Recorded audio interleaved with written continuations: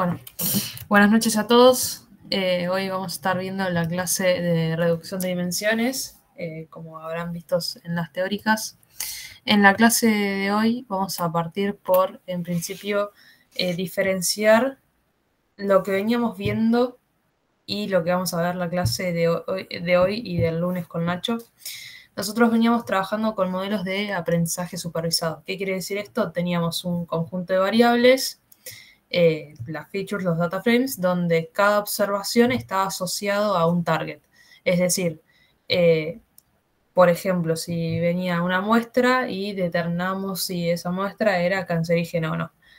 Ahora, en la clase de hoy y en la clase del lunes, vamos a estar viendo reducción y clustering. Estos lo que hacen es aprendizaje no supervisado. El aprendizaje no supervisado básicamente involucra un conjunto de variables, pero no tienen una variable target asociada, es decir, no es que dado un conjunto determino cómo es, sino que vamos a estar buscando patrones entre sí. Bueno, la reducción de dimensiones básicamente se encarga de buscar una representación más compacta en un set de datos.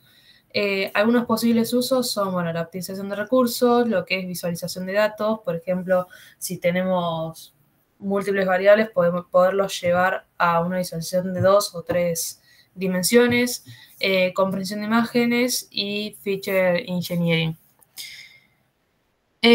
Bueno, los algoritmos que vamos a estar viendo hoy para la reducción de dimensiones son, bueno, los que vemos, que son ISOMAP, SVD, PCA, MDS, UMAP y TCNE. En principio vamos a arrancar por SVD, la descomposición en valores singulares, que, bueno, los que hayan cursado álgebra, que entiendo que todos, ya están al tanto de esto. La realidad es que SVD surge de realizar la descomposición de una matriz. Está íntimamente relacionado con el hecho de diagonalizar una matriz simétrica, como vimos en álgebra, y la idea es, a partir de esta descomposición de matrices, lograr una descomposición lograr la descomposición que sea la mejor aproximación a la matriz original de datos, pero almacenando una menor cantidad de datos. O sea, si yo tengo una matriz de 70 features, voy a querer buscar la descomposición que con la menor cantidad de features siga teniendo sea la más próxima a los datos originales, pero teniendo menos. O sea, no sé, con 30 features tener más o menos la misma información que tengo en la tabla original. Dicho esto, vamos a ver cómo se hace esta descomposición. Suponiendo que nuestra matriz de datos es M, la matriz de datos original, vamos a tender a hacer la descomposición en U, en sigma y en B, que, bueno, en la descomposición termina siendo B transpuesta. ¿Qué representa cada una de estas matrices? La matriz U la calculamos como los autovectores de M por M transpuesto, como vemos acá. Estos son los autovectores. Después tenemos la matriz sigma, que esta matriz, ahora vamos a ver por qué cuando desarrollemos un poco más en la práctica, es la más importante. Esta matriz sigma es una matriz diagonal que, bueno, como toda matriz diagonal, solamente tiene elementos en la diagonal y los restantes son ceros.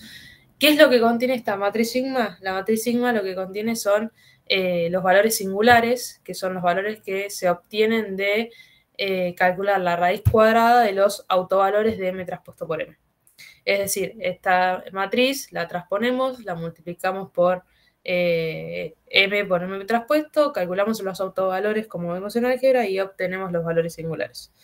Y por último, B, que, bueno, en la ecuación de la matriz está transpuesta, son los autovectores de M transpuesto por M.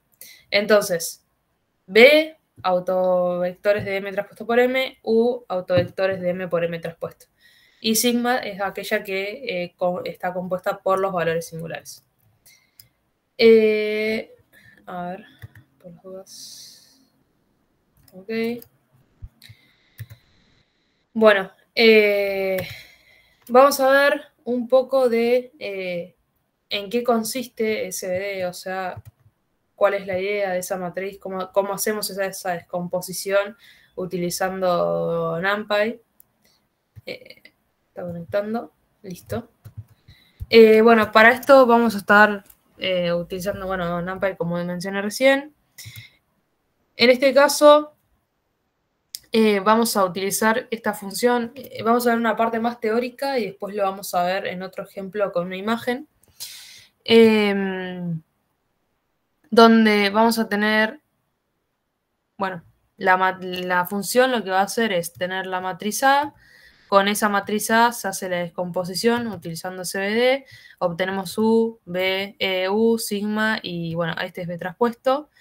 Y a partir de ahí vamos a ir calculando cosas para que ustedes puedan visualizar. ¿Cuál es la idea? Yo tengo una matriz de datos que son valores binarios, o sea, ceros o unos.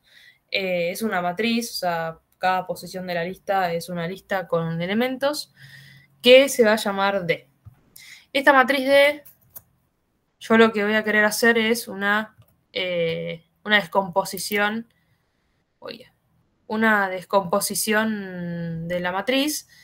En principio, si yo dibujo, o sea, ploteo esa matriz que yo estaba viendo, podemos ver que cada cero es un espacio en blanco y a su vez cada cuadradito negro se ve representado por el valor positivo que tenemos almacenado en la matriz.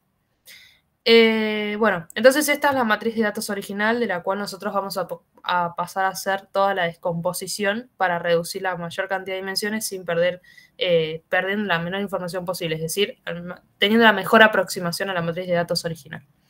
Bueno, una vez esto, podemos ver que la función que desarrollaba SVD nos va a devolver la matriz U, que como ya habíamos visto eran los autovectores de M por M traspuesto. La matriz sigma, que pueden ver que nos devuelve solamente un vector, porque nos devuelve los valores singulares, o sea, no nos devuelve los ceros, sino que solamente nos los valores de la diagonal. Y por último, la matriz B traspuesta, que esto era los autovectores de M traspuesto por M. Bueno, dicho esto, acá viene la parte más interesante, y es que nosotros hablábamos de que la matriz sigma era la matriz más importante de la descomposición en valores singulares, y esto se debe a que podemos ver que... ahí va.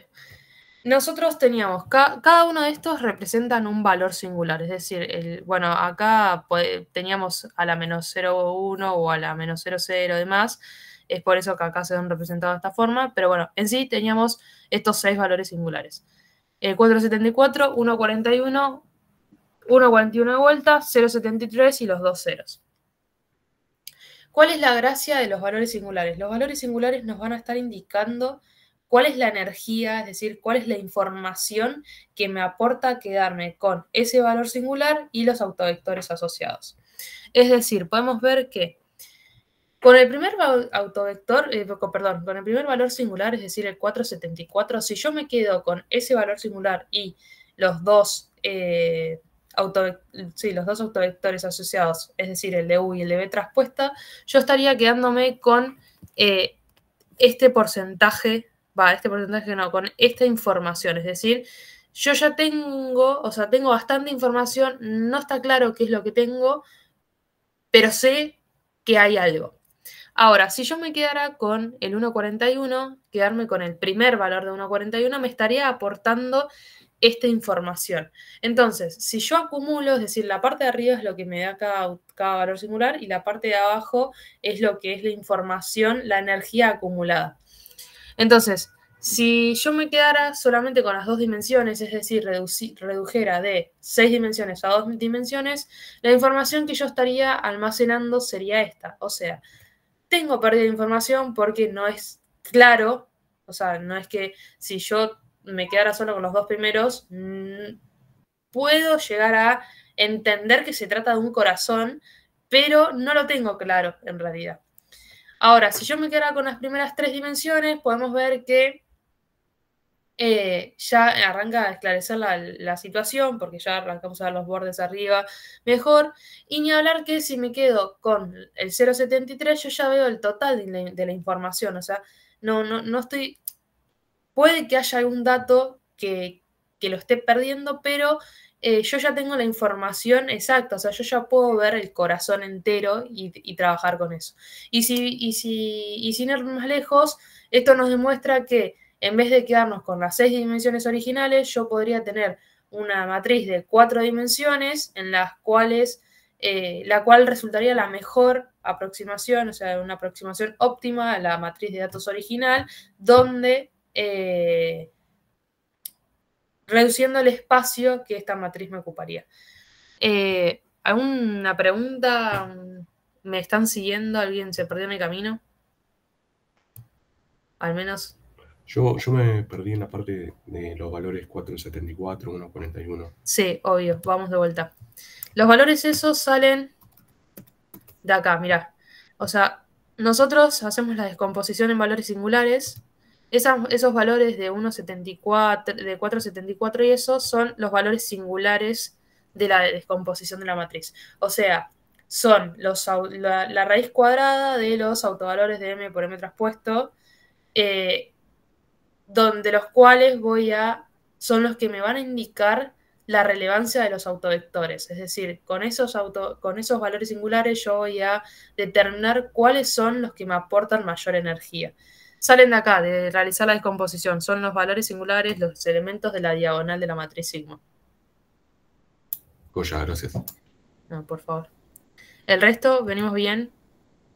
Reacciones, algo para saber que está el colectivo todavía. Bueno, perfecto. Vamos a la segunda parte de SVD.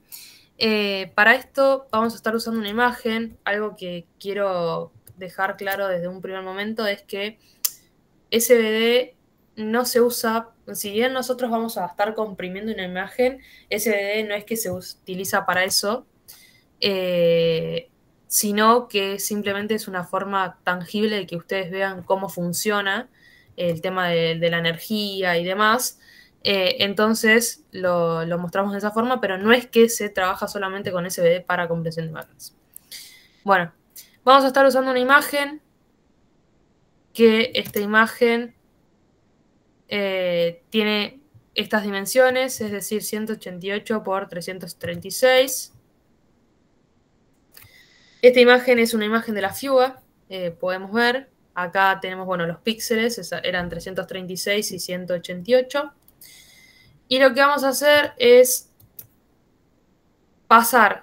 en principio pasar esta imagen a una matriz para poder hacer la descomposición.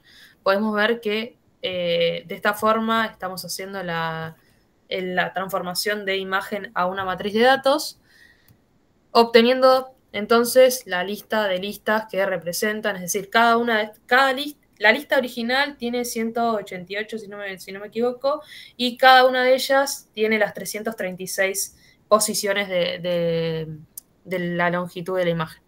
Bueno, para que ustedes me crean que esta matriz es la que realmente tiene la información de la imagen, lo que vamos a hacer es plotear la matriz de datos. Obviamente obtenemos la misma imagen que teníamos originalmente. Y lo que vamos a pasar a hacer ahora es, ¿cómo habías dicho que no solo se trabaja SVD para qué cosas? Para trabajar con comprensión de imágenes. O sea, vos podés usar SVD para cualquiera de las cosas que vimos antes, cuando ingresé a la clase, pero la clase ahora la estamos dando con imágenes para que sea más tangible y que ustedes puedan ir viendo, como vimos el tema del corazón, de que cada uno de esos valores singulares nos aportaba energía, es más visual y más entendible verlo de esa forma. Pero no es que solamente se use para comprensión de imágenes. Bueno, vamos a hacer lo que nos compete, que es básicamente hacer la descomposición de esa matriz de datos para lograr buscar la mejor aproximación a la base de datos original. A la fuente de datos original, a la matriz de datos original. Bueno, con NumPy utilizamos SVD. Esto nos va a devolver U, sigma y B traspuesta. Y lo que vamos a pasar a hacer es el análisis de los valores singulares. ¿Qué es lo que hace esto? Básicamente calcular cuál es la energía que aporta cada valor singular. Para calcular la energía de cada valor singular, lo que primero tenemos que hacer es calcular la energía total. Para calcular la energía total, básicamente se calcula como la suma de todos los valores singulares al cuadrado. Y lo que hacemos es, para calcular el porcentaje de energía, es dada bueno, el valor del valor singular al cuadrado dividido la energía total por 100. Esto, de esta forma nosotros calculamos el porcentaje que nos da cada uno de los valores singulares de energía, o sea, de información. Vamos a una parte de esta que es mejor, o sea, es más visible. Básicamente lo que nos plantea es, de acuerdo a la ecuación que decía recién de cálculo primero toda la energía total, después calculo el porcentaje, es decir, el valor singular al cuadrado dividido el total por 100, obtengo el porcentaje. Entonces, si vemos, una de las cosas que podemos hacer es analizar uno a uno cuáles eran. Si nosotros teníamos 188, vamos a tener básicamente 188 valores singulares por el tamaño de la matriz original. Entonces, podemos ver que, dicho el cálculo de la obtención de la energía y dicha la cantidad de valores singulares que tenemos, vamos a ver qué porcentaje cada uno de ellos acumula. Podemos ver que originalmente nuestra matriz tenía 188 dimensiones. Si nosotros nos quedáramos solamente con el valor singular más importante, que es básicamente el que está arriba a la izquierda, porque en la matriz sigma es una matriz diagonal en la cual los valores singulares están ordenados descendentemente, podemos decir que el primer valor, o sea, el valor singular más importante, ya nos aporta el 83,66% de la energía. ¿Qué quiere decir esto? Quedándonos solamente con esa dimensión, estaríamos almacenando el 83,66% de la información más relevante. Como así también podemos ver que esto es un acumulado, es decir, si el primero me aportaba el 83, si me quedo con los primeros 10 valores singulares, tengo el 95% de la información y ya podemos ver que reduciendo de 188, es decir, reduciendo 178 dimensiones, nosotros ya estaríamos teniendo el 94% de la energía, que es un montón. A su vez también podemos decir, bueno, yo no quiero perder información, o sea, quiero que pase lo del corazón, de que me tengo que quedar con 4 valores singulares en vez de con 3 para tener el corazón completo y poderlo ver perfecto. Yo podría venir y visualizar en qué momento, o sea, si hay algún momento en el cual la energía que me aporta un valor singular es despreciable. Y si nosotros bajamos, teníamos 188 valores singulares, podemos ver que si yo me quedara con los primeros 177 valores singulares, yo ya tendría, bueno, 178 en realidad, ya tendría el 100% de la energía. Es decir, aún así, reduciendo 10 dimensiones, yo ya conozco el 100% de mi información. Más allá de un que otro valor que pueda diferir. ¿Me siguieron? La idea ahora es reconstruir toda esta imagen a partir de los valores singulares que voy a ir almacenando. Ok. Bueno. Hago un comentario, perdón. Eso es importante que dijo Julio recién, porque, digamos, hay veces donde podemos reducir dimensiones sin perder información. Si se toman la cantidad de dimensiones que da el 100% de energía, yo voy a estar quedándome con un set de datos más reducido y teniendo la misma información que el set de datos original, ¿no? Eso es importante. Sí, sobre todo en aquellos, hay datasets que son muy grandes, que, por ejemplo, a la hora de trabajar, traer toda esa información a memoria es muy costosa y podemos reducir eso y tener la misma cantidad teniendo en cuenta muchos menos datos. Bueno, ahora el tema está en, ok, no quiero llegar al 100% de la información, pero ¿cómo determino yo cuál es el punto en el cual corto con la cantidad de valores singulares y autovectores asociados que me quedan? Bueno, una de las cosas que se suele hacer es este diagrama del codo, que básicamente, de acuerdo a la cantidad de valores singulares y a la energía que aportan, se busca un punto en el cual decir, che, me puedo quedar hasta esta cantidad de valores singulares que la información que me aporta el resto es casi despreciable con respecto a lo que me aportan los demás. Es decir, si nosotros vemos, esto es lo que veíamos recién, o sea, el primer valor singular que estaba acá, es el 1, ya me aportaba el 83% de la información. O sea, después todo lo que me aportaba el resto era muy poquito, eran cuestiones de decimales, porque la primera parte ya se le acababa el primer valor singular con sus autovectores. Entonces, el diagrama del codo invita a que el codo básicamente nos marca cuando ya la cantidad de valores singulares es despreciable quedarme. O sea, si yo me quedara con los 2 primeros valores singulares, yo ya tendría una gran cantidad de información, o sea, yo ya podría trabajar con eso, porque el resto de valores singulares no me estarían aportando casi información. ¿Se entiende la idea? Chan. Ok. Bueno, ahora vamos a hacer la inversa de lo que venimos haciendo. En lugar de ir viendo cuánto me aporta cada valor singular, bueno, en realidad, en vez de ir de la matriz original a una reducción, vamos a ir tratando de armar esa imagen original, pero con las aproximaciones. Es decir, si yo me quedara con el primer valor singular, que es lo que habíamos dicho hoy, que nos aportaba el 83,66%, si no recuerdo mal, la información que tendríamos sería esta.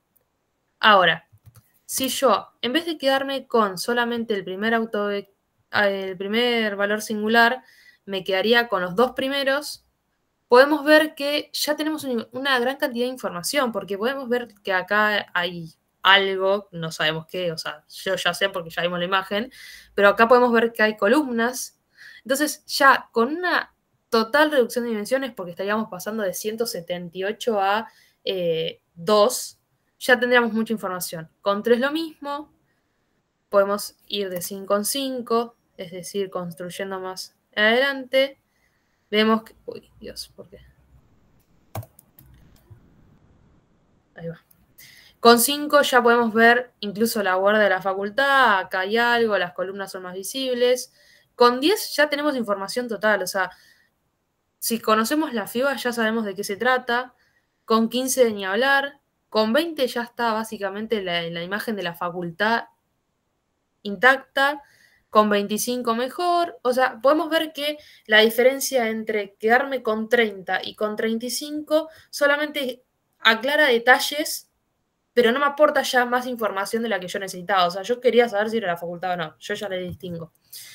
Bueno, 35, 40, 45, los 50, y bueno, y acá va a ser más visible. O sea, si no me quedo con ningún valor singular, bueno, no veo nada. Con 10 ya tengo una mejor aproximación, 15, 20, 30, 40. Y vamos al final, podemos ver que, miren, a partir de los 100, o sea, ya la imagen de la facultad se ve completa, reduciendo 78 dimensiones, se ven los colectivos, se ven los autos estacionados y demás, y podemos ver que entre los 100 y los 110, la diferencia es mínima. O sea, acá vos tenías las personitas caminando y por ahí no las llevas a diferenciar del todo, y se van agregando detalles muy pequeñitos, pero que no hacen a la información en sí. ¿Me siguieron? ¿Se entendió el ejemplo? ¿Alguno tiene una duda?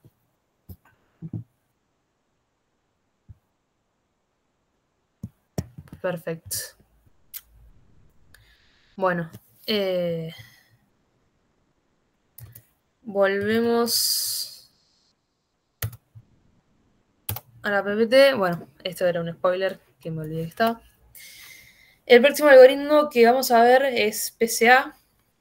PCA es un método lineal que lo que hace es utilizar planos. El objetivo que tiene PCA es, a partir de la matriz de datos originales, es decir, del data frame original de features, lo que va a hacer es buscar aquellas 2 componentes que maximicen la varianza de los datos. Que maximicen la varianza de los datos, básicamente, es la dispersión en los datos mismos. Bueno, acá, dispersión en el conjunto de datos respecto de la media. Una de las cosas que tiene PCA en comparación a SVD es que PCA lo que hace es utilizar la matriz de covarianza. Una de las cosas que para lo más que más se usa PCA es básicamente la visualización de datos y en mayoría con lo que es 2 y 3 dimensiones. Para eso vamos a ver también dos notebooks. A ver. Está conectada. Ay. Ahí está. En esta primer notebook lo que vamos a hacer es visualizar la matemática, es decir, vamos a entender un poquito cómo funciona internamente PCA como algoritmo.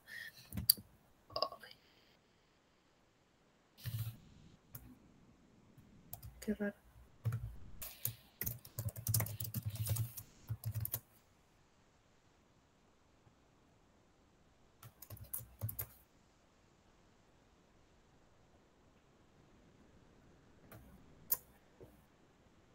Ahí está.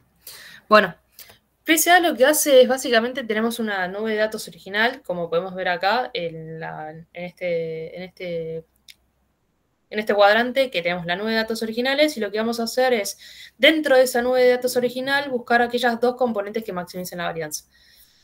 A simple vista ya podemos ver que a lo largo de la nube tenemos la componente que maximiza la varianza, y en perpendicular a ella tenemos la segunda componente, porque tenemos la longitud y el ancho de la nube misma.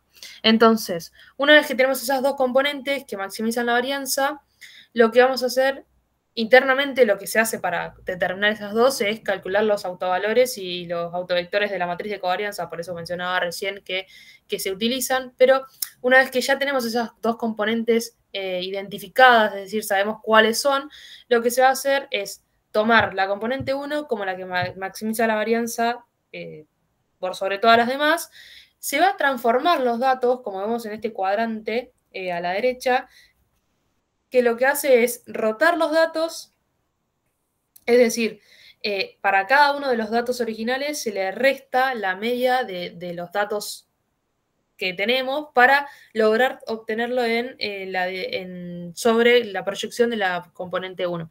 Una vez que tenemos los datos centralizados en cero, es decir, porque ya roté, restándole la media, lo que se hace es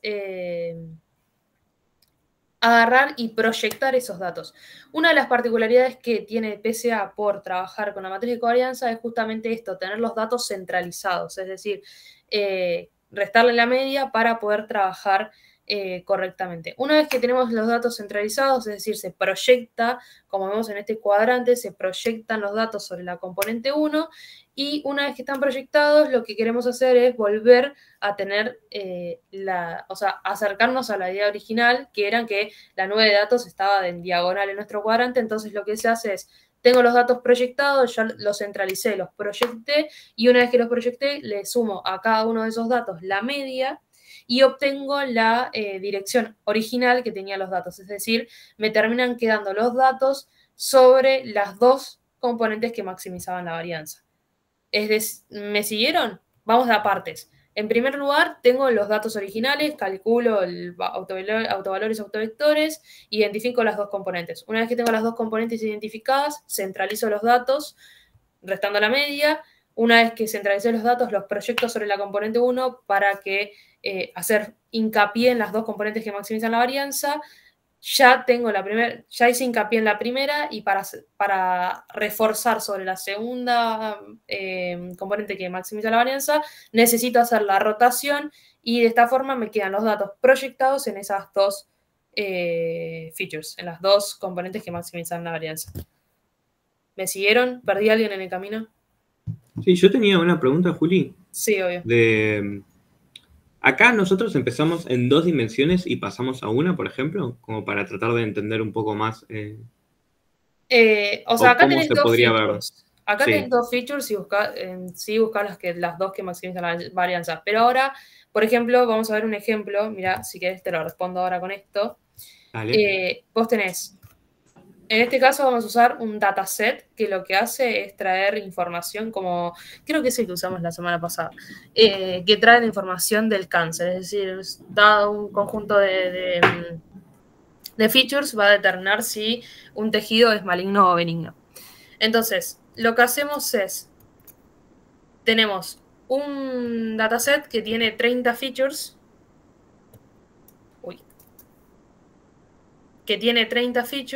que son, bueno, todas estas, y por último tiene el target.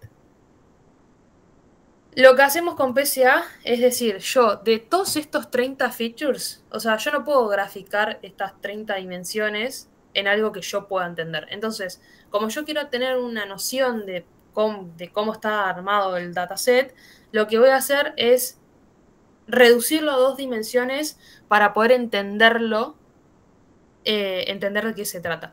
Entonces, agarro, entreno mi elemento de PCA con 2 componentes, con los datos que tiene. Una vez que lo entreno, transformo la información original con lo que tengo de los datos y de PCA, del elemento de PCA, y podemos ver que yo tenía, mi dataframe original tenía 30 features, de los cuales había 569 observaciones, es decir, 569 casos de los cuales estaban clasificados por benignos o malignos. Una vez que yo agarré PCA y tenía 2 componentes, transformo la información y me queda un data frame con las 569 observaciones, pero proyectadas sobre las 2 componentes principales. Entonces, si yo grafico esto, puedo ver que con esta simple visualización, donde son 2 dimensiones, tengo componente principal 1, componente principal 2, ya puedo entender un poco de cómo se tratan mis datos. Es decir, yo puedo ver que hay una mayoría de datos malignos y a su vez que los datos benignos, es decir, en respecto a las dos componentes principales, si yo trazara una línea acá, como vimos el otro día, o sea, lo ideal en un modelo sería que acá trazara una línea y que pudiera identificar, sí, me quedan malignos de este lado, sí, me quedan benignos de este lado también, pero no, o sea, pero estoy logrando clasificar los datos correctamente. Y en vez de pase de tener 30 features a 2 y ya tengo una impresión de qué se tratan mis datos. No sé si te contesté la pregunta. No me saltó quién es la que estaba hablando. Sí, era yo. Ok. Sí, ahí me quedó más claro. Me surgió otra duda igual de cómo interpretar, que ahora tenés 2 features, pasaste de 30 a 2, más o menos de cómo interpretás ahora estas 2 que no tenés como mucha noción de qué son. O es Se más usa para un... visualización de datos. Claro, O sea, es más para ver vos el agrupamiento. Claro, exactamente. Ok.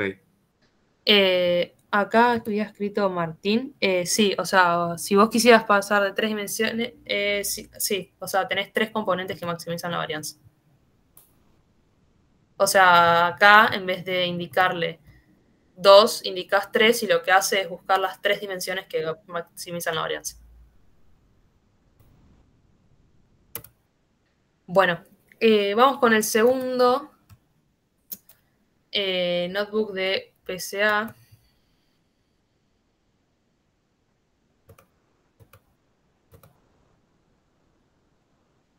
Listo. Me está conectando un verso, ¿no? Sí. En este caso, lo que vamos a ver es. A ver. Bueno.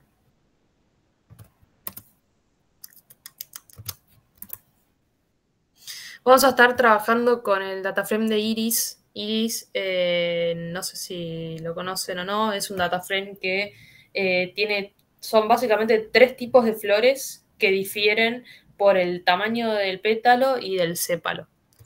Entonces, básicamente podemos ver que, dado el tamaño del sépalo y el tamaño del pétalo, se clasifican en 3 tipos de especies. Uy, bueno, se rompió la imagen. Para esto, como decíamos recién, lo que necesita PCA es que los datos estén centralizados o estén estandarizados. Entonces lo que hacemos es estandarizar esos datos respecto a la información original. Y en este caso lo que vamos a hacer es nuevamente aplicar PCA para pasar desde estas 4 dimensiones, bueno, 5 en realidad, a 2 dimensiones. Entonces, de nuevo, utilizando el elemento de PCA con determinable que son las 2 dimensiones, voy a transformar la información, o sea, lo entreno, y me queda el data frame original, el transformado con la componente 1, la componente 2 y la especie. Entonces, si yo vengo y visualizamos esto, es decir, nosotros teníamos 4 dimensiones más el target, lo que hicimos acá es, de acuerdo a las 4 dimensiones, buscamos las 2 componentes principales y diferenciamos los tipos. Entonces podemos ver que PCA lo que hace es explicarnos esas 4 componentes y nos dice, bueno, mira, si las 2 componentes que maximizan la varianza te determinan que tenés un agrupamiento de cetosas y las versicolor y las virgínicas, que, bueno, acá puede que haya elementos que sean muy similares entre sí, pero nos permite entender cómo son los datos. Bueno, ¿qué podemos hacer dentro de PCA? Una de las cosas que podemos calcular son el total variance y el explained variance. El total variance básicamente es la suma de las varianzas de cada componente principal. Son valores que se pueden llegar a tomar en cuenta a la hora de determinar para ver cómo impactan estas componentes principales. Básicamente lo hacemos uso de ellos usando el mismo modelito de PCA que utilizamos. Y entonces nos dice, mira, o sea, sobre el explained variance sobre la componente principal y la segunda componente. Después, bueno, en cuanto al ratio, el 72% y el 23% por otro lado. Y por último, la varianza acumulada, que es de un 96%. Entonces, básicamente podemos decir, tengo identificadas las 2 componentes que me maximizan la varianza y aparte de tener identificadas esas dos componentes, puedo saber cuál es la varianza acumulada que estoy contemplando con lo que logré obtener. Bueno, ¿se entendió PCA? Ahora vamos a ver cómo podemos usar SVD para tener el mismo resultado que PCA. Sí, Alejandro.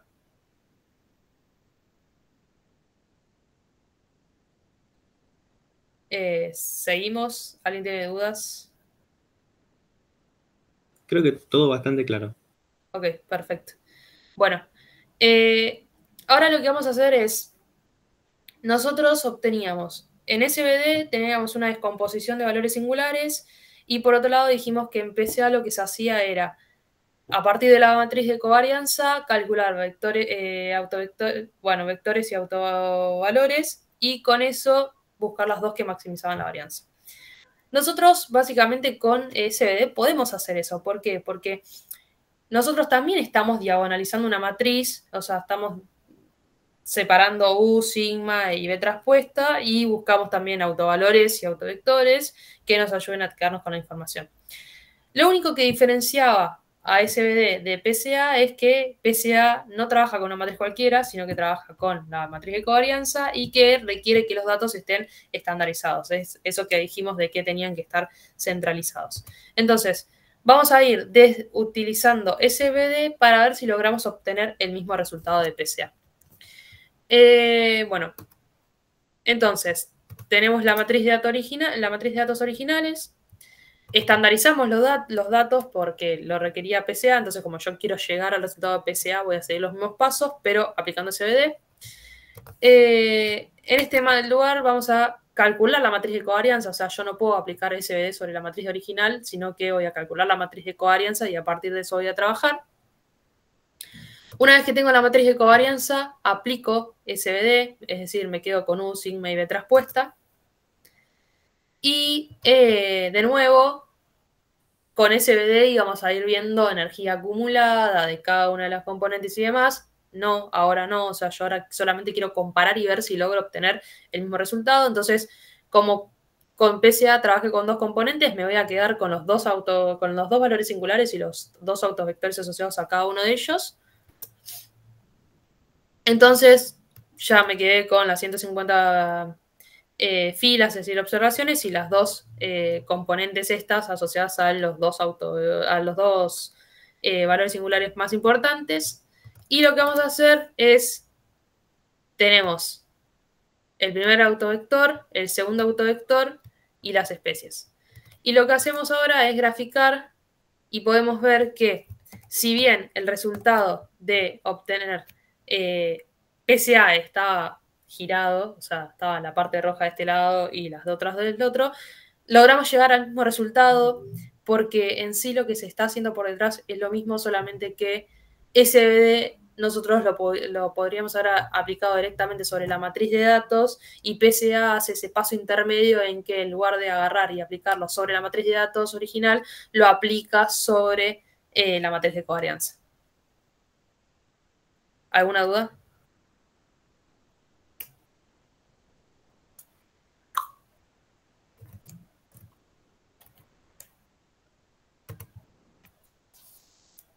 Bueno, asumo que no.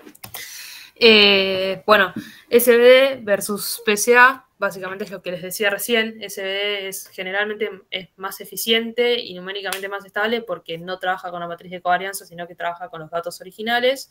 Y es por eso que cuando se habla de, cuando tenemos que aplicar un método de reducción de dimensiones, si estamos entre uno de los dos, se prefiere siempre utilizar SVD. Bueno, vamos a avanzar con el próximo algoritmo de reducción de dimensiones, que es MDS. MDS básicamente lo que hace es resolver un problema. ¿Cuál es el problema que resuelve?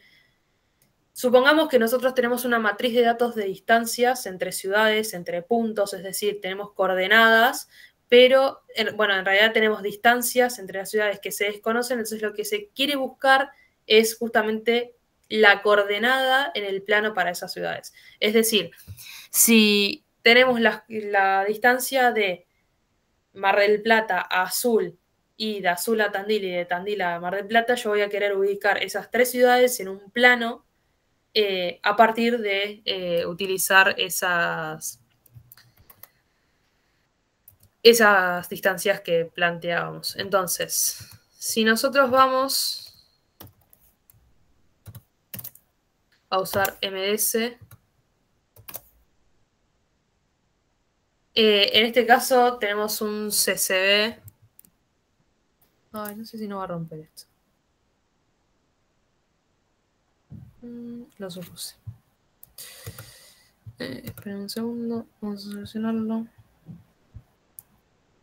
Porque evidentemente abrí la notebook que no tenía que abrir.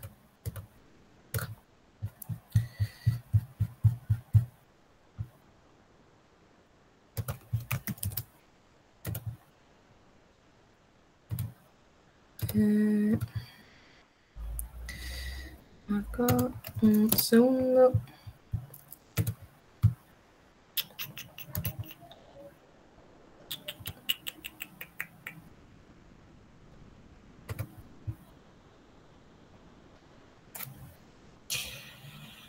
Listo.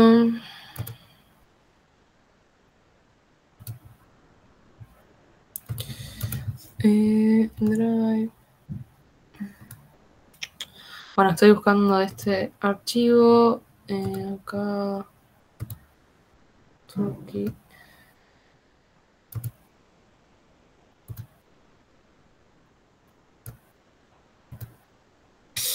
Listo.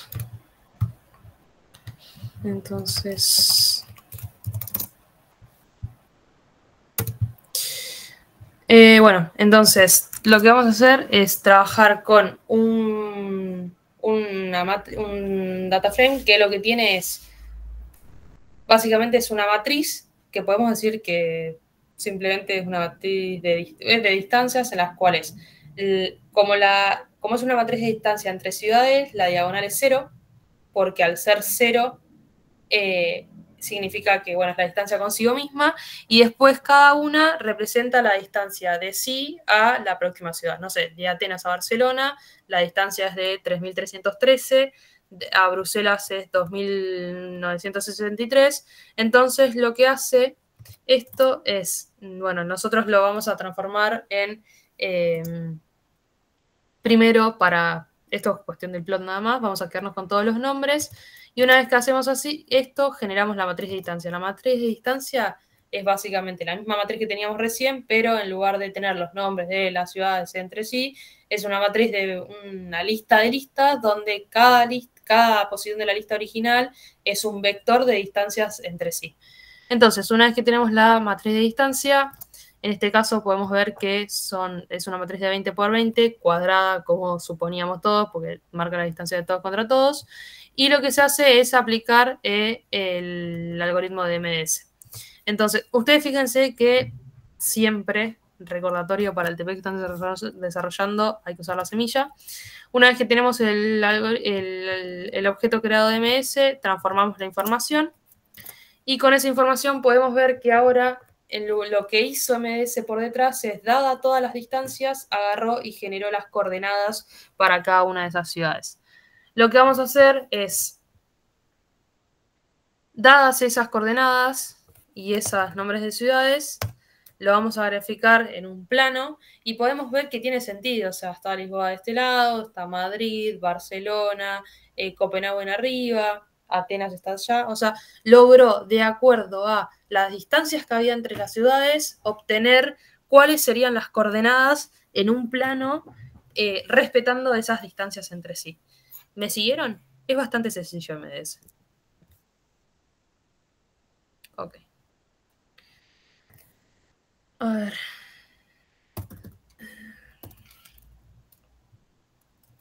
¿Por qué no? Acá.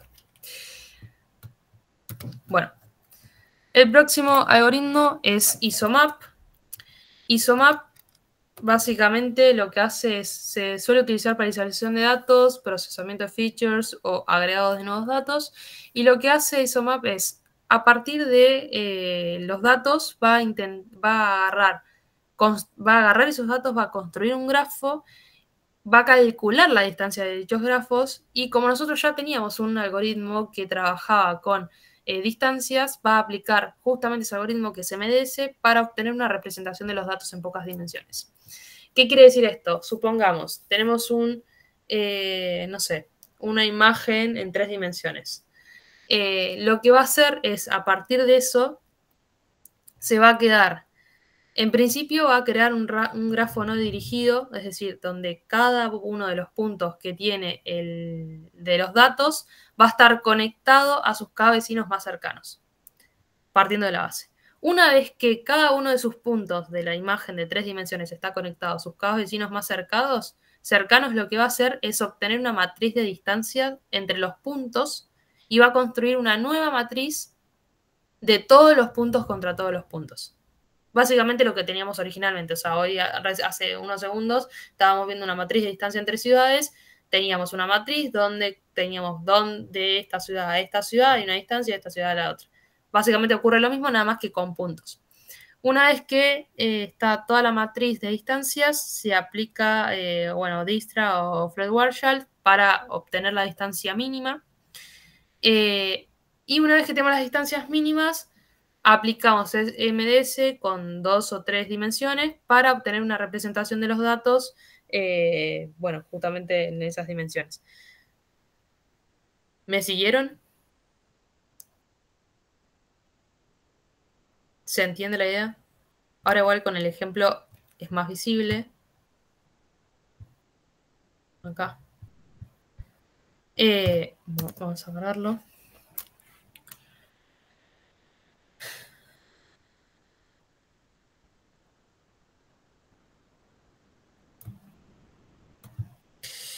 Bueno, básicamente acá lo que vamos a estar haciendo es generar 1000 puntos aleatorios. Con estos 1000 puntos aleatorios, lo que hago es generar un rollito, tipo un pionono. Y bueno, para eso se hace eso, bueno, se arma la imagen. Tenemos entonces este rollito. Lo tenemos en 3 dimensiones y lo que vamos a hacer es llevar este rollito a un 2 dimensiones. ¿Qué imaginan que vamos a hacer para llevarlo de 3 dimensiones a 2 dimensiones si lo que vamos a estar armando es un algoritmo de distancias que va a determinar la coordenada de cada uno respecto a la cercanía a sus vecinos?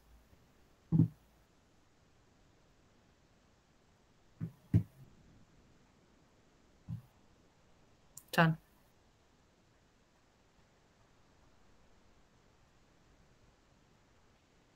¿Nadie arriesga?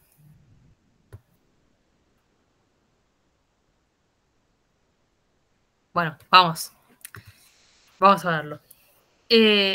Básicamente, lo primero que tenemos que hacer es buscar los vecinos más cercanos. Es decir, de este punto vamos a buscar los vecinos más cercanos, de este punto vamos a buscar los vecinos más cercanos. Entonces, buscamos los vecinos más cercanos. O sea, acá en el primer ejemplo está hecho paso a paso. Se busca la matriz con los vecinos más cercanos. En este caso, ven, usamos el KNN matrix y demás, lo generamos. Una vez que hacemos esto, decimos ok. Vamos a buscar esos vecinos más cercanos y de acuerdo a esos vecinos más cercanos, vamos a tender la traza. Es decir, teniendo los 6 vecinos más cercanos, yo quiero que cada uno de los puntitos quede linkeado a todas esas, a los 6 vecinos más cercanos. Entonces lo que pasa es esto. Cada uno de los puntos random que creamos se conectó a sus 6 vecinos más cercanos. Entonces, ya tengo los 6 vecinos más cercanos, tengo la matriz de datos.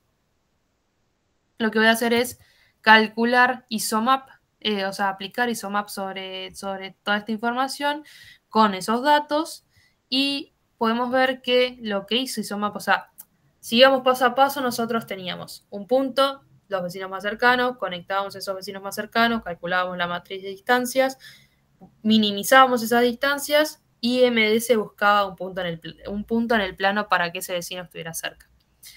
Lo que hace isomap básicamente es esto, o sea, si yo tengo que respetar la distancia de cada uno de los puntos a los 6 puntos más cercanos y llevártelo de 3 dimensiones a 2 dimensiones, lo lógico es que yo agarre y ese rollito, en vez de lo que voy a hacer es agarrar y desenrollarlo justamente y que me quede cada uno de los puntos conectado a sus 6 vecinos más cercanos.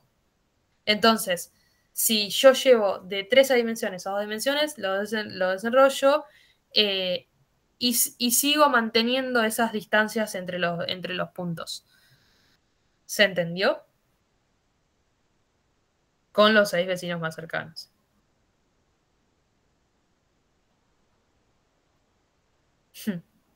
¿Los perdí a todos?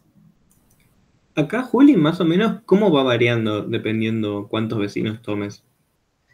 Y va a ir respetando la cantidad de vecinos que vos le digas que quieras que tenga cerca. No sé, podemos aumentarlo y pasar, no sé, a 10 vecinos más cercanos. Voy.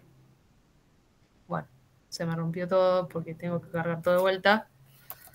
A ver.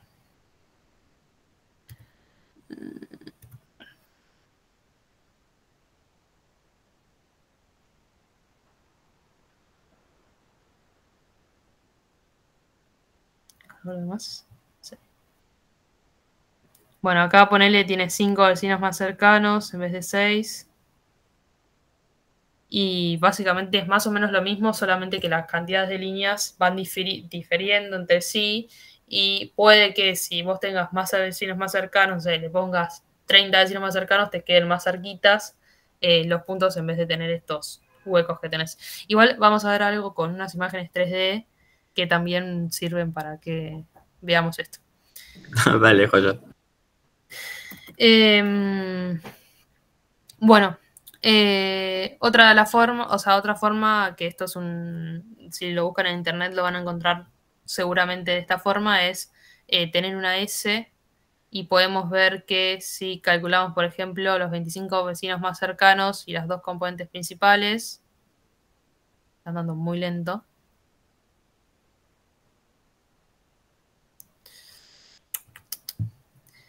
Bueno, nada, lo va a llevar de 3 dimensiones a 2, respetando justamente esos 25 vecinos más cercanos en esas dos componentes, o sea, en las 2 dimensiones. A ver si me interrumpo y lo vuelvo a preguntar.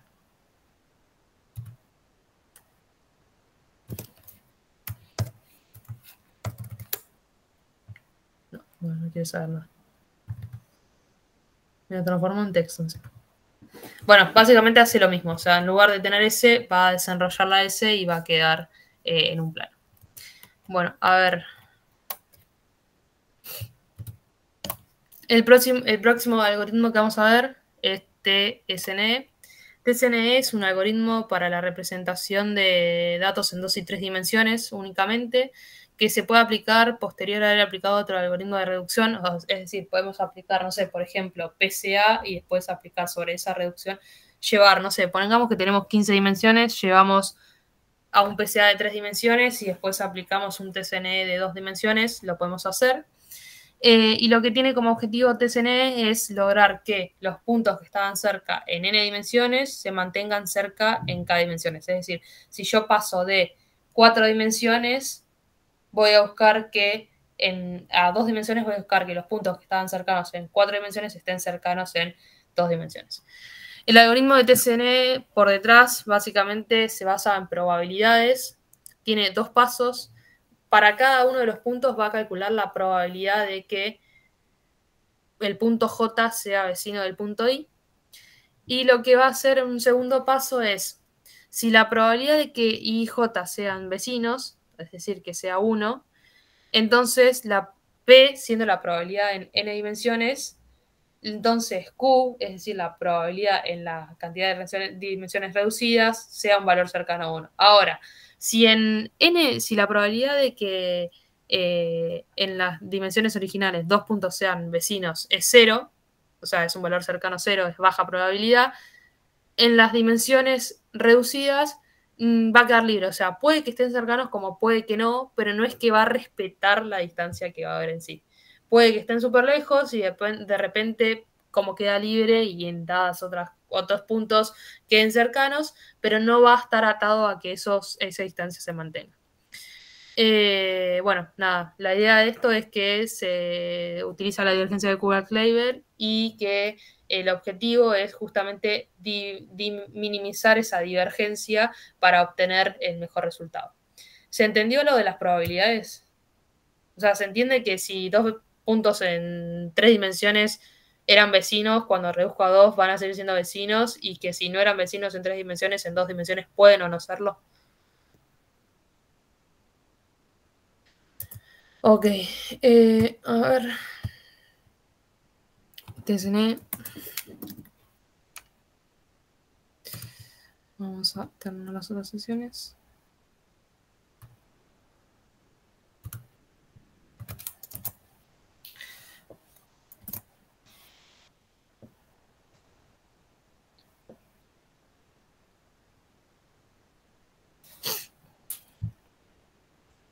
En este caso también vamos a estar trabajando con la S esta que habíamos visto recién.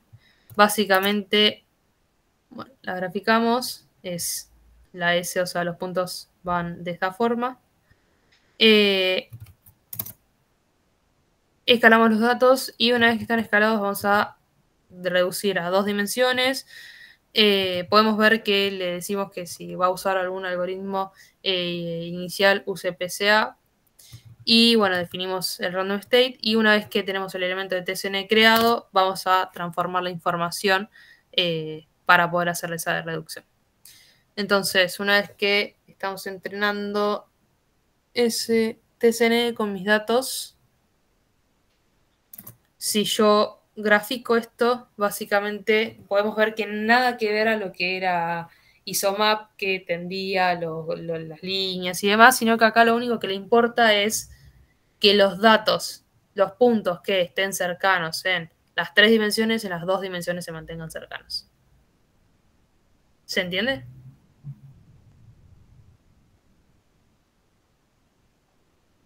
Soloteo.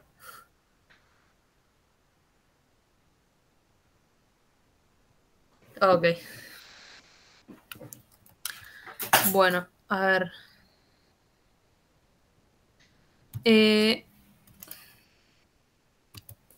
Tenemos un último algoritmo hoy que es UMAP. UMAP es una técnica de aprendizaje para reducción de dimensiones. UMAP por detrás tiene un contexto teórico que está basado en geometría y en topología algebraica. Excede totalmente a la materia. Cómo funciona esto. Si quieren aprender al respecto, hay muchos videos en YouTube. Pero bueno, es algo bastante complejo. UMAP se puede aplicar sobre cualquier cantidad de dimensiones y además lo que tiene es que soporta nuevos puntos. ¿Qué quiere decir esto? Nosotros podemos usar UMAP para predecir. Entonces, vamos a el ejemplo de UMAP.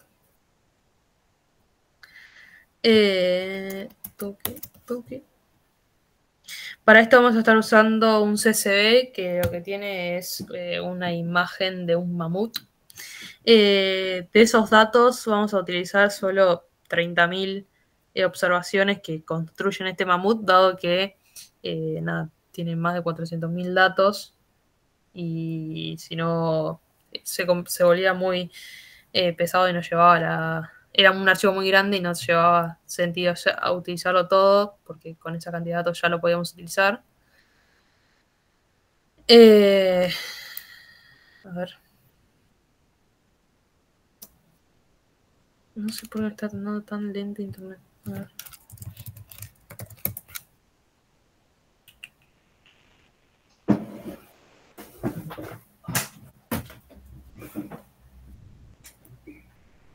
A ver si mejoró.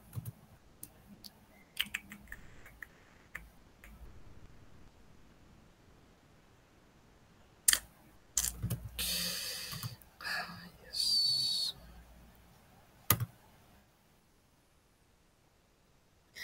Bueno, está haciendo todas las importaciones. A ver, ahí fue. Sí.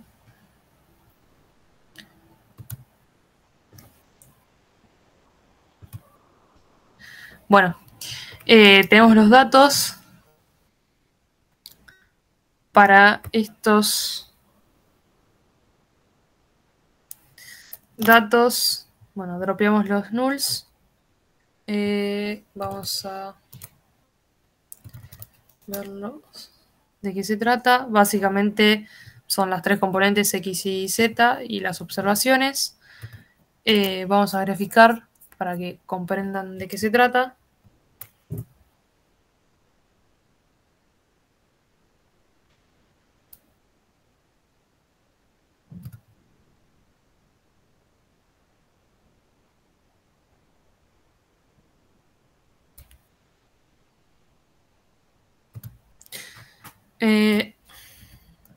No me lo deja ver.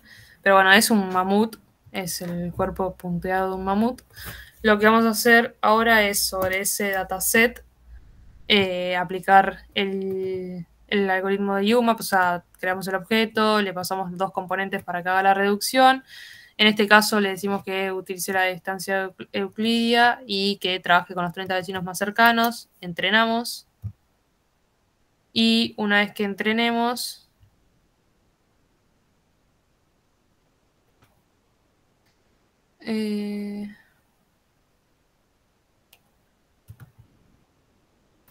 no, está muy lento, no sé qué pasa.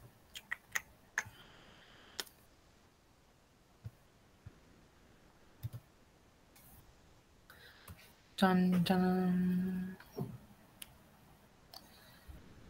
No, o sea, funcionan distinto. TSNE tiene como objetivo que los puntos que estaban cercanos en las dimensiones originales se permanezcan cercanos en las direcciones que reducís, y UMAP más bien lo que busca es, como vos UMAP lo vas a utilizar para predecir, lo que va a buscar es que logre respetar los sectores. O sea, ahora cuando esto termine de ejecutarse, vamos a ver que lo que hace es, al mamut lo va a particionar en partes, y esas partes que los particiona es, no sé, agrupa todos los puntitos de la cabeza por un lado, de las patitas por otro, el lomo del mamut por otro. Entonces, la idea es que cuando llegue un nuevo punto, una nueva observación, vos puedas, en base a los datos que ya tenías, lograr identificar y predecir el comportamiento de esa observación. Bueno, a ver si ahí está. Y si graficamos, podemos ver justamente eso, ¿no? O sea, nosotros teníamos el mamut y lo que hizo básicamente lo destrozó porque él lo que busca es que los puntos de la cabeza se mantengan cerca, todo lo que es la parte de las costillas y demás estén agrupados, las patitas por su lado, cosa de que ante una nueva observación vos puedas, de acuerdo a los datos que tenés, predecir en este caso, a qué parte del cuerpo del mamut corresponde.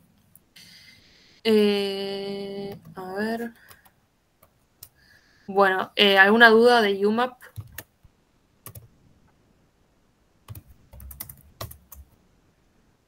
¿Estamos ok? Sí. Y ahora se vienen cosas peores. Bueno, ahora lo que vamos a hacer es, en lugar de trabajar con imágenes en 2D, bueno, sí, en 2D, lo que vamos a hacer es agarrar y tener objetos 3D, los cuales vamos a ir procesando con los distintos algoritmos para lograr determinar y observar cuál es el resultado de aplicar cada uno de ellos a estas imágenes. Entonces, en esta primera instancia vamos a estar trabajando con una vaquita. Podemos visualizar la vaquita,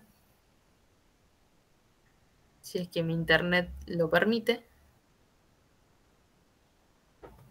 Ahí está, tenemos la vaquita de atrás. Uy. También tenemos la vaquita desde arriba y por otro lado la vaquita desde el costado. Lo primero que vamos a hacer es PCA.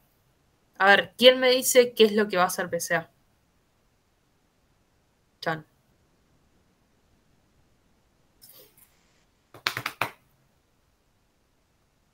O sea, no quiero que me digan qué es lo que voy a visualizar, sino en qué lo voy a visualizar. A ver, PCA lo mandaría a 2 dimensiones encontrando los 2 componentes. Exactamente eso. ¿Quién fue el que habló? Yo. Ah, no, nombres. No tengo Teo. Ah, ok, Teo. Bien, Teo, exactamente eso. O sea, dado los datos originales, va a buscar las dos componentes que maximicen la varianza y en este caso, como era de esperar, las dos componentes que maximizaban la varianza eran el tamaño de largo de la vaca sobre la altura. Ahora, ISOMAP. Con dos vecinos, ¿qué es lo que va a tender a hacer ISOMAP?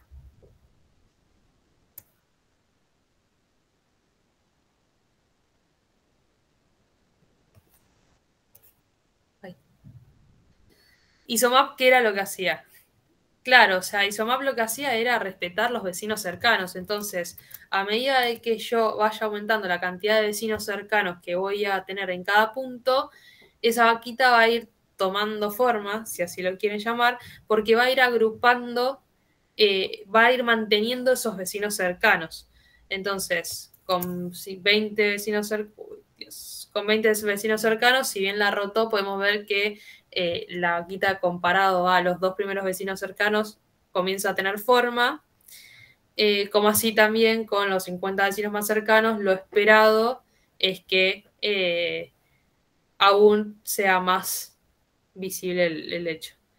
Y ahora UMAP, ¿qué va a hacer? Lo acabamos de ver, así que UMAP me tienen que decir qué es lo que va a hacer. Y lo va a dividir como en diferentes sectores, va a particionar la vaca. Como por un lado de la cabeza y así. Exactamente, bueno, de nuevo, con 4 vecinos más cercanos. Con 4 vecinos más cercanos. Oh, le cuesta un montón importar. Vamos a ejecutar todo para que cuando ejecute. Lo que va a ir haciendo justamente lo que decían recién, que no sé quién habló. Básicamente va a ir agarrando, va a ir de acuerdo a los vecinos más cercanos, respetando cada parte de la vaca, o sea, va a agarrar por agrupar los puntos que correspondan a la cabeza, los de las patitas, los del lomo y demás, para que si viene un nuevo punto nosotros podamos usarlo para predecir. Entonces, bueno, ahí avanzó, así que en teoría tiene que terminar pronto. A ver, a ver. A ver, a ver. Me pregunto algo mientras, Juli. Sí, obvio. Yo tenía un poco, me quedó la duda de qué diferencia hay entre ISOMAP y TSN, por ejemplo. Sí, o sea, las diferencias que tenemos entre ISOMAP y TSNE es que TSNE lo que hace es lograr que los puntos que estaban cerca en n dimensiones se mantengan cerca en la dimensión que vos redujiste. O sea, los demás puntos no le van a interesar. O sea, ISOMAP parte de una matriz de distancias. O sea, agarra la matriz de distancias de todos los puntos contra todos los puntos y con eso genera la reducción de dimensiones. Contemplando todos los puntos. Ahora, TSNE no. TSNE lo que agarra es vos, punto y sos vecino de estos 6 puntos. Claro, sí, sí. Te mantengo cercanos a estos 6 puntos, pero del punto este que está en el este extremo, como no, tu probabilidad de ser cercanos en el primero es prácticamente nula respecto a los demás, no me importa qué pasa con esos puntos. Claro, ahí va. Bueno, entonces, nada, UMAP, como dijimos hoy, es lo que iba a hacer. Con 4 vecinos arma esto. Con 6 vecinos como que arranca a tener forma. O sea, podemos arrancar a identificar partes de la vaca. Es decir, acá ya podemos ver que están las orejitas. Con 8 vecinos acá está la cabeza de la vaca, las patitas. Entonces, cuanto más vecinos yo le digo que respete, mayor es la densidad en la parte que está armando. Pero bueno, sí, o sea, nosotros lo que hacíamos antes era mantener vecinos cercanos, entonces como que si bien reducíamos, estábamos más o menos enterados de qué es lo que pasaba, es decir, seguíamos teniendo información visible de la imagen, ahora no, o sea, ahora UMAP no le importa mantener la imagen, sino que lo que le importa es que las partes de las vacas, de la vaca en sí, es una sola, se mantengan cercanas. ¿Me siguieron? ¿Perdí a alguien en el camino? ¿Alguien tiene alguna duda?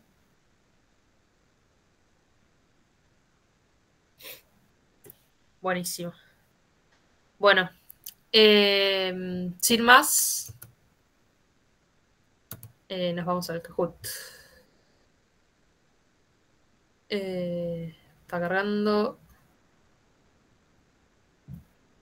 A ver. A ver si primero Nati deja de grabar. Ah, sí.